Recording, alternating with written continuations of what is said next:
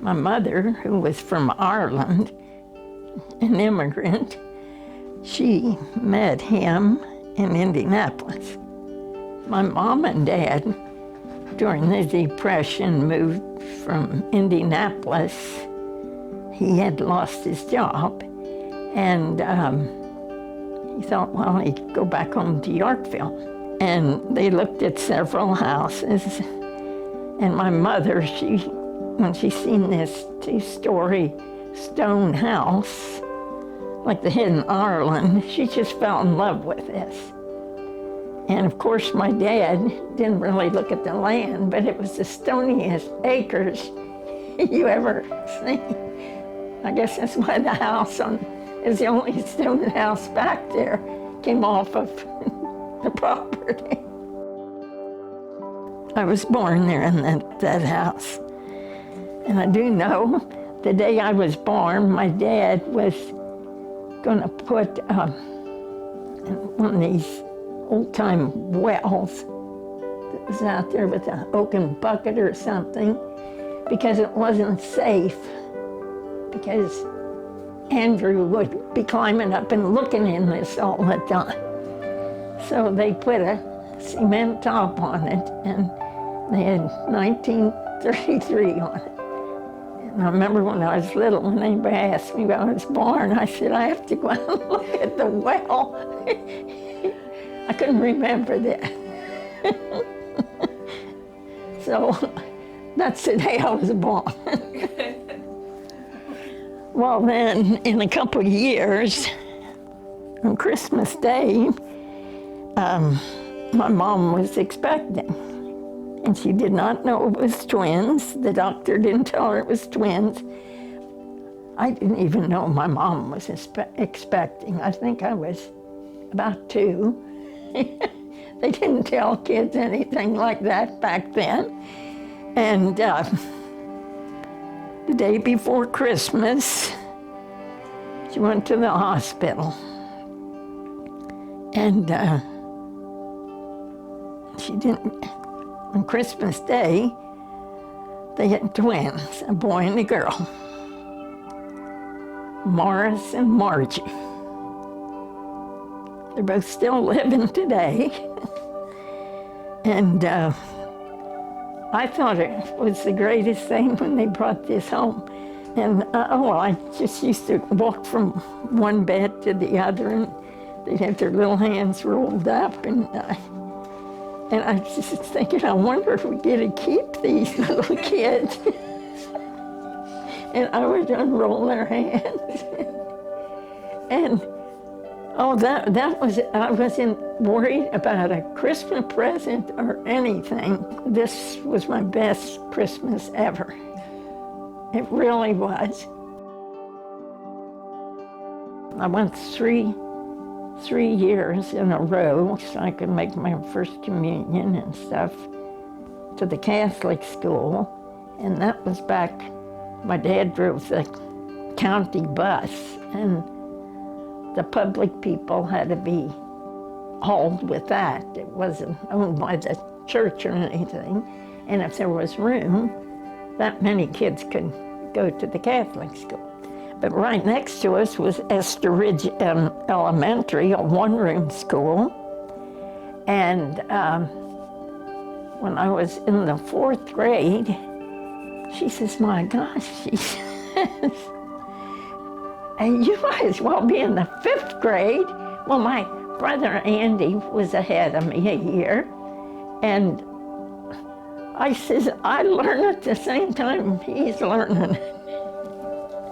And I took a superintendent test, and they skipped me to the 6th grade. So that was okay, but Andy never liked it. He said, everybody says, when we got to high school, everybody said, are you the twin? But all 4 of us was in high school at one time, which I graduated in 1950.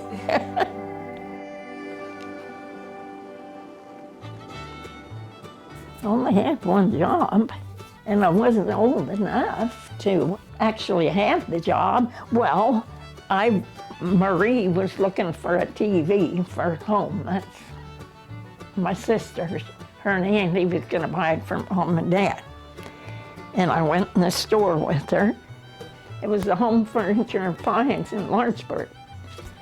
And this man sitting there behind the desk, he says, "Where do you work?" I said, "I don't have a job yet." I didn't say I wasn't old enough. He says, "Are you 18? I said, "Yes." Okay. Marie wanted me to work at Seagram's, and she went. And I never had a Social Security card.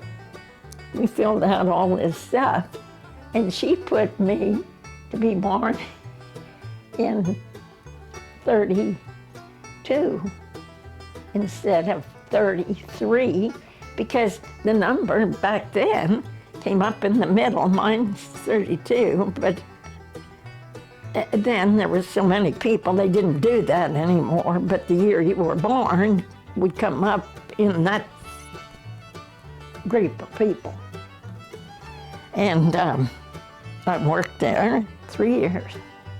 I did bookkeeping and sales, and then I had all these great friends that came in and bought all their furniture and stuff there. I would get a kickback if it's somebody I brought in, you know, and I left there when I got married. I met him at a dance at New Elsa's. I didn't go home with him, or he didn't, but he wanted to know where I lived. I danced with him at this dance. And Rita Amberger was, she's still living, poor thing, Bob Amberger's wife. She was with me. And there was a guy with him that knew her brother-in-law. And that's where we met. This was the last dance before Lent. And my first date was a double date, Dick's friend, and we went to a show in Lawrenceburg. And then we went out to the DX, and we had a lunch, a sandwich, and Richard drank milk, which I imagine he could have been drinking beer, whatever, but he drank milk. And I remember, well, that's not the important thing. I'm getting mixed up here. When we went out, the car wouldn't start. He had left the lights on and the battery was dead. And he had to call his dad in Batesville to come and pick us up. Okay, the dad was not happy. He went out and he didn't have it. That's back when the filling stations was closed at night. His dad had to go to the neighbor, Uncle Dick Ross, and get this little roadster that he had to take us in. And Herman, God bless his soul, he was a great man, but he was mad that night. He said, "With all the girls in Batesville, what are you doing down here?" And then he told me he had got a notice from the Army, and he left in October the 16th in 1951. But I had met him in 1950.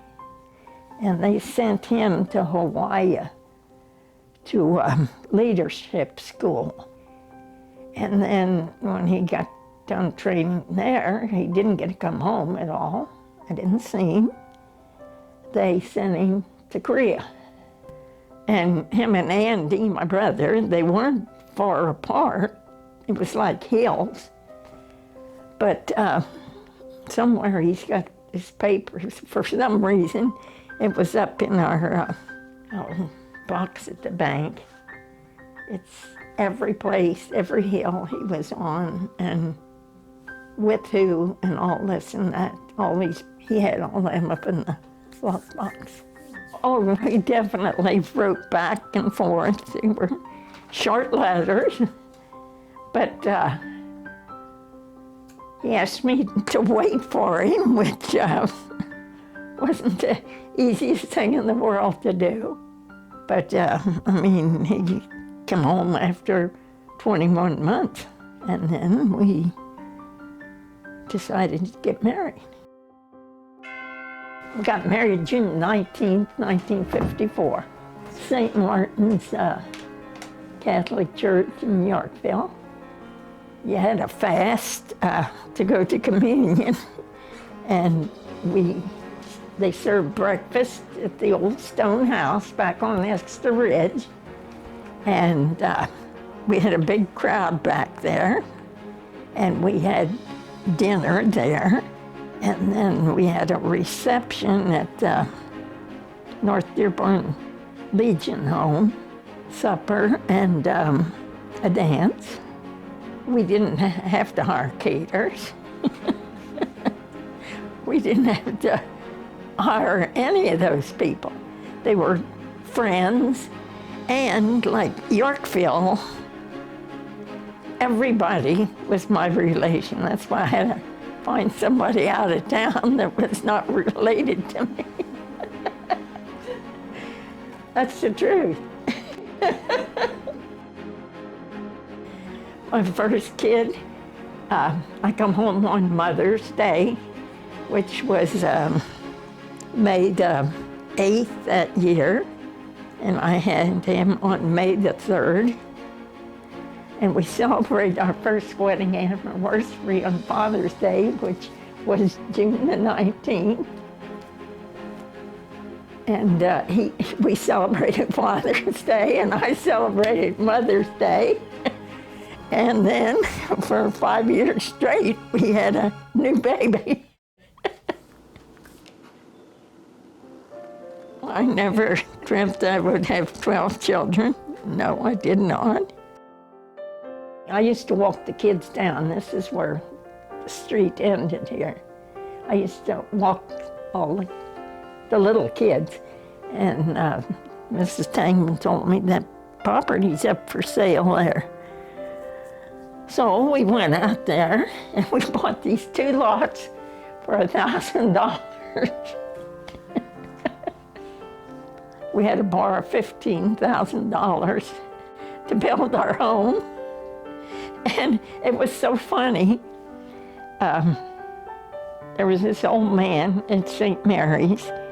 He came to our house and knocked on the back door. He was Elmer Barnhorse's dad. And he said, I hear you're going to build a house. If you need any money, you can come to me. He said, I loan out money. And I said, well, we just got a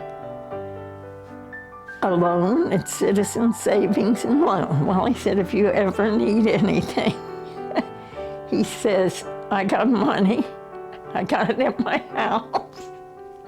I mean, this is, totally unusual. Well, we built this house. And the year you were born, we had to build onto it.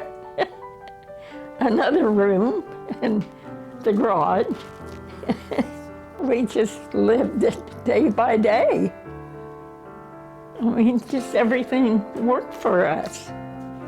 And then we would just go to different parks, Spring Mills, Versailles, Boone County. It was fun. It was a lot of work. Packing food, coolers, diapers. Well, we always had meat in the freezer, canned and froze food. I never wanted to go out and have a job. I just loved all my kids. There was never a quiet house. And to this day, it's still, we got grandchildren, 30.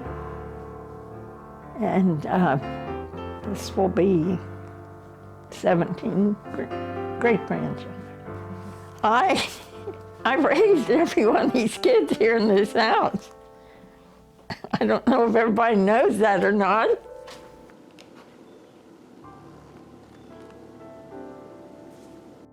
Prayer to the Holy Family.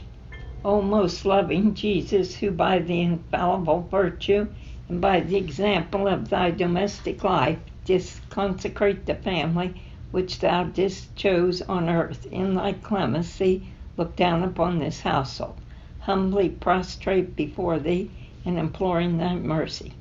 Remember that this family belongs to thee, for to thee we have in a special way dedicated and devoted ourselves.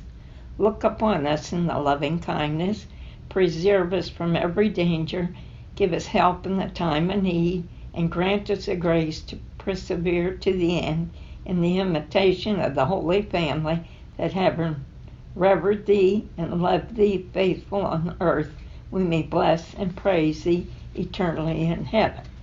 O Mary, most sweet Mother, to thy intercession we have recourse, knowing that the divine Son will hear thy prayers, and do thou, O glorious Patriarch St. Joseph, assist us by the powerful mediation and offered by the hands of Mary our prayers to Jesus. Amen. Mom, is there anything that, I don't know, I guess you'd want to share that maybe we didn't touch on? I know the government's crooked. Put a political note on there. Yeah. I know that.